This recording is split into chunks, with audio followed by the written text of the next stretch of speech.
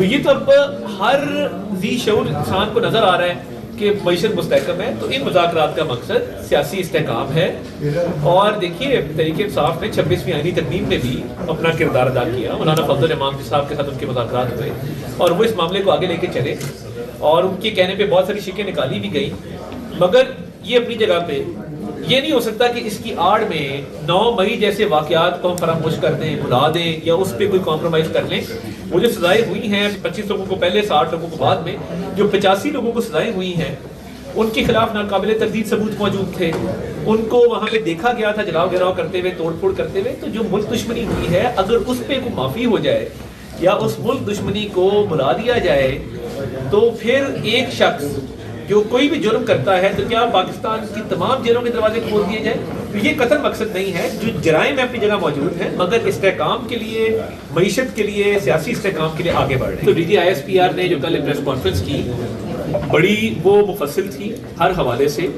انہوں نے دہشت گردی کی جنگ کے حوالے سے، 9 مئی کے حوالے سے، 26 نومبر کے حوالے سے بڑی تفصیلی تبادلہ خیال ہوا، اور میں سمجھتا ہوں کہ انہوں نے بڑا ہی احسن طریقے سے تمام چیزوں پر روشنی ڈالی ہے۔ ایک تو وہ بہت، میں سمجھتا ہوں کہ اچھے طریقے سے انہوں نے وہ کیس پریزنٹ کیا، نمبر 1۔ نمبر 2، جو 9 مئی کے کیسز تھے جن لوگوں کا ملٹری ٹرائل ہونا تھا اور یہ سمجھا جا رہا تھا کہ یہ لوگ فوجی تنصیبات کے اندر گئے ہیں، شہداء کی یادگاروں کو بس مان کے ان کا فوجی عدالتوں میں ٹرائل ہوا جیسے پوری دنیا میں ہوتا ہے، اور فوجی ٹرائل کا یہ مطلب نہیں ہے۔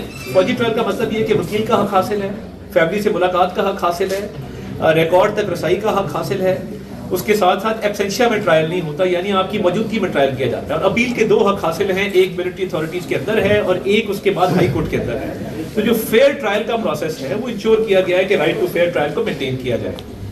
دوسرا، جو لوگ یہ سمجھا جاتا تھا کہ فوجی تنصیبات پر حملہ نہیں کیا، ویسے جلاؤ گراؤ کیا ہے یا توڑ پھوڑ کی ہے، ان کا ATC کے اندر ٹرائل ہو رہا ہے، ان پہ دہشت گردی کے مقدمات ہیں۔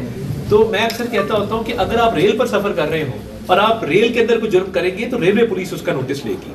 اگر آپ سے منشیات برآمد ہوتی ہیں تو اینٹی نارکوٹکس فورس اس کے لیے موجود ہے۔ اگر آپ کوئی کرپشن کرتے ہیں تو اینٹی کرپشن کا پرچہ ہوتا ہے۔ اگر آپ کوئی میگا کرپشن کرتے ہیں نیب کا پرچہ ہوتا ہے، اور نیب کی کورٹ میں یہ معاملات جاتے ہیں۔ ڈرگ کورٹ بھی موجود ہے، FIA کورٹ بھی موجود ہے، نیب کورٹ بھی موجود ہے، ہر طرح کی کورٹ پورے پاکستان میں موجود ہیں۔ تو جب آپ ایک دفاعی تنصیبات کے اندر جا کے اس پر حملہ کریں گے تو پھر ملٹری ٹرائل ہی ہوگا۔ تو وہ معاملات چل رہے ہیں کہ ATC کی کورٹ میں کون سا معاملہ ہے، آپ کے ملٹری کورٹ میں کون سا معاملہ ہے۔ یہ تمام معاملات جو ہیں قانون اور آئین کے مطابق ہیں اور وہ کارروائی آگے بڑھ رہی ہے۔ اور میں سمجھتا یہ ہوں کہ جو منصوبہ ساز تھے 9 مئی کے اور جو ماسٹر مائنڈ تھا اس کے خلاف بھی جو کیس آگے بڑھنا چاہیے، کیونکہ اجرت میں نہیں ہوا۔ ان کیسز کو باقاعدہ طور پہ 2 سال لگے ڈیسائیڈ ہوتے ہوئے کہ پروسیکیوشن ہے، ایویڈنس ہے، کراس ایگزامینیشن ہے۔ بودل صاحب ماشاءاللہ ورلڈ ریکارڈ ہولڈر ہیں، 11 دفعہ بار کے صدر رہے ہیں۔ یہ معاملات، لیگل معاملات کو سمجھتے ہیں کہ ٹرائل میں کیا کیا چیزیں انوالو ہوتی ہیں، فرد جرم عائد ہونا، اس کے بعد ٹرائل کا مکمل ہونا۔ تو یہ تمام چیزیں اس میں دیکھی گئی ہیں اور یہ کیسز اس کے مطابق آگے بڑھ رہے ہیں، اور میں سمجھتا ہوں کہ تمام جو ملزمان ہیں 9 مئی کے وہ کیفر کردار تک انشاءاللہ تعالیٰ پہنچیں گے۔ معاملات ہوتے ہیں وہ فورن آفس کے تھرو آپس میں جو ہے وہ سفارتی امور کے تحت ہوتے ہیں، اس کے ڈپلومیٹک نارمز ہوتے ہیں، اس پہ ایک آفیشیل کمیونیکیشن ہوتی ہے چیزوں کے اوپر۔ تو یہ تو ایک عدالتی معاملہ ہے اور وہ بھی لوکل عدالتی معاملہ ہے، تو اس کے اوپر میں نہیں سمجھتا کہ ریاستوں کے مابین کو ایسی بات چیت ابھی ہو رہی ہے۔ اور یہ بڑی بدقسمتی ہے کہ ایک بیانیہ بنایا جا رہا ہے سوشل میڈیا کے اوپر۔ اب مجھے یہ سمجھ نہیں آ رہی کہ پہلے والی بات کو مانا جائے کہ ہم کوئی غلام ہیں یا اب والی بات کو مانا جائے، تو یہ تو پینترا بدلتے رہتے ہیں سیاسی طور پہ۔ ریاستی امور میں سیاست کو نہیں لانا چاہیے اور جو بین الاقوامی سطح پہ تعلقات ہیں اس میں سیاست کو نہیں لانا چاہیے۔ تو میں سمجھتا ہوں کہ وہ ڈپلومیٹک نارمز کے مطابق ان سے جو بھی کمیونیکیشن ہوگی وہ ہوگی۔ ریاستوں کے درمیان جو معاملات ہیں وہ ایک بہت ہی آفیشیل لیول پہ ہوتے ہیں، تو اس کے مطابق یہ آگے چلے گا۔ باقی انہوں نے سیاسی بیانیہ بنایا ہے، وہ بناتے رہتے ہیں، پہلے آیا ہم کوئی غلام ہیں، پھر آیا امر بالمعروف، پھر کوئی اور آ گیا۔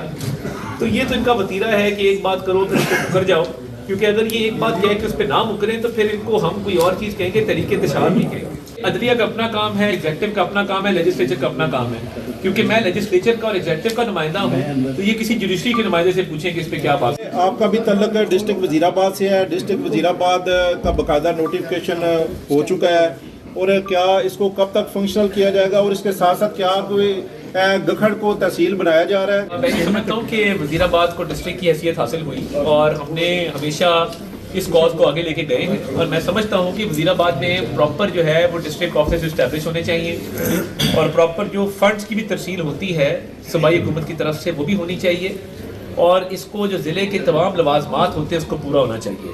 باقی تحصیلیں کون کون سی ہوں گی وہ ایڈمنسٹریٹو میٹر ہے، وہ جیسے بورڈ آف ریونیو بہتر سمجھے گا ویسے ہوگا، مگر ضلع کے درجے پہ جتنے بھی لوازمات پورے ہونے ہیں وہ فی الفور پورے ہیں۔